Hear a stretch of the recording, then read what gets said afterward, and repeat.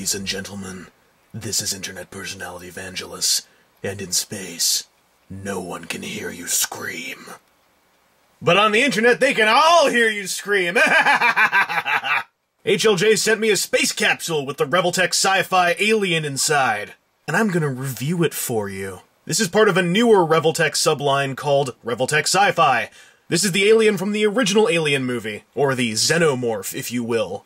He's deliciously Geiger-esque, and if you've heard me talk about the Alternity Seekers or the Mitsuoka Orochi, you'll know that that really gets me going. The sculpt is very spot on and follows the gaps for the Revoltech joints pretty well. You don't totally notice that they're there, except down on the ankles. It's kind of blatant there. All the paintwork has this lovely, organic, glossy finish that totally suits the alien, and it just looks remarkable. A sort of convenient action feature that I think was done more so to just enhance the looks of it with the skull cap on is the fact that the skull cap can also come off, and it reveals the inner workings of the Xenomorph's cranium, which look awesome! This is such a cool thing to have chilling out in your desk, especially if you grew up with the Alien movies. Also, if you open up his mouth, you get the little chompy inner mouth inside. So, here, let me just stop being so disrespectful to the marvelous work of H.R. Geiger, as Face Captain would be haranguing me for right now. This is a really great sculpt. There's nothing really to say about it aside from the gaps for the joints, and, you know, those have got to be there. Maybe if they had rubber covers for them, that could have changed things, but I don't know about rubber, man. Rubber's kind of fragile.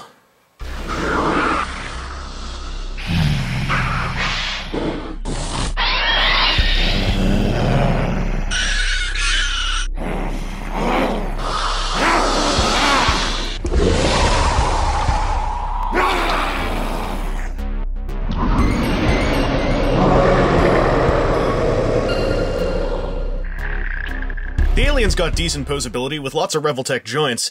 I just kind of wish there was more, but I'm not sure exactly how you could have done it without completely cacking the sculpt. The main problem is that the Revoltech neck joint, which is, you know, fully posable, and actually has, I think, you know, 2 stages of jointage, it's a little bit limited because it's hard for him to turn his head left or right due to the shape of his skull, and there's a spike back here that prevents him from looking up. Now, the thing is that this is all from the suit design, so you can't really blame it for being there, and I'm supposing it's better that this stuff is here than this stuff being shortened up so you can look around more. Also, the skull cap kind of comes off easily when you're messing with him.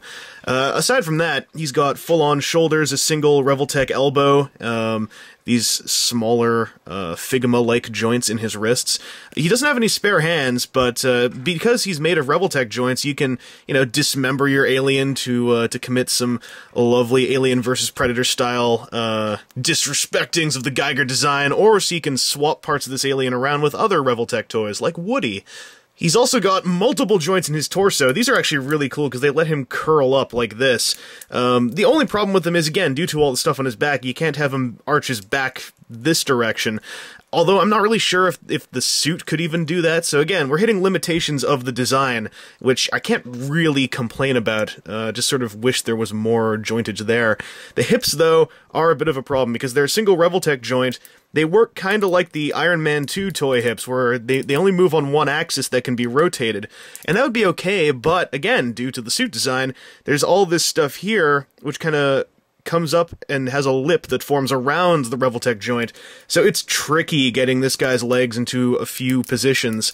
On the bright side, the Revoltech joint on his knee has so much clearance, it's practically 1.5 jointed, and the ankle, being Revoltech joints, again, are really tight, which helps, and thanks to that, he's actually able to stand on his own without the included display stand in several different poses, although the stand really does help quite a bit, because you'll find a pose that works, but then you'll also find that pose that looks like it should work, but just really doesn't. He's also got a posable tail. It has infinity joints in it because it's actually one of those posable wires. Now, these things do make some people, called ND Cobra Commander TFW Millman, very, very nervous because they can and will eventually break. Although, if you don't work it too much, it'll last for a while. It's actually pretty well done because the tail that's over the bendy wire maintains a fairly good sculpt and paint job, and it doesn't immediately look like it's one of those, you know, bendy things with the holes jabbed in it made of obvious rubber. So that's actually pretty cool.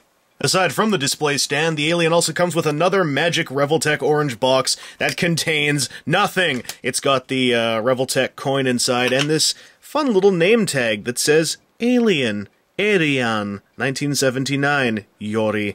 This actually has a peg on it, so you could plug this onto the foot peg of his stand if you so choose. And it's kind of nice. I mean, it's a cool display thing. I think that all of the Sci-Fi Revoltechs are going for this kind of thing, and it's a pretty neat idea. These are the only hands he comes with, but he does have 2 more accessories. And I think that a new one is hatching just now. Oh my god! Oh, okay. Got something in my throat now. But other than that, you get this alien egg, and it looks kind of like it's poppin'. And it's a really cool accessory. It's dense, it's not hollow at all, and it's got this glossiness to it that looks really cool. And you also get a cute little face hugger. And what's neat is there's a hole inside here so you can stick the face hugger's tail in, and now it looks like the face hugger is popping up out of the egg. So that's kind of cool. Though I kind of wish the little facehugger was posable in some way. Then again, how on earth could you do it at this scale? Despite my qualms about the posability, the alien xenomorph is actually pretty cool. Mostly because it's a somewhat affordable, fairly posable, and pretty good-looking representation of the original Geiger xenomorph alien. If you're a fan of the movies, you will gobble this up, let me tell you that. But if you are only a passing viewer of the Alien franchise, you might have a problem or two with either the posability's range or maybe the accessory count, although really what else could he have come with other than, like, people cocooned onto walls or John Hurt or something like that. This is definitely one for the Geiger Ridley Scott fans out there. This has been Internet Personality Vangelus, and, you know, I always liked John Hurt. He's one of my favorite actors, and after, oh god, what did I eat something from? Oh god! Kill me! Kill me! Oh god! Kill me! Ah!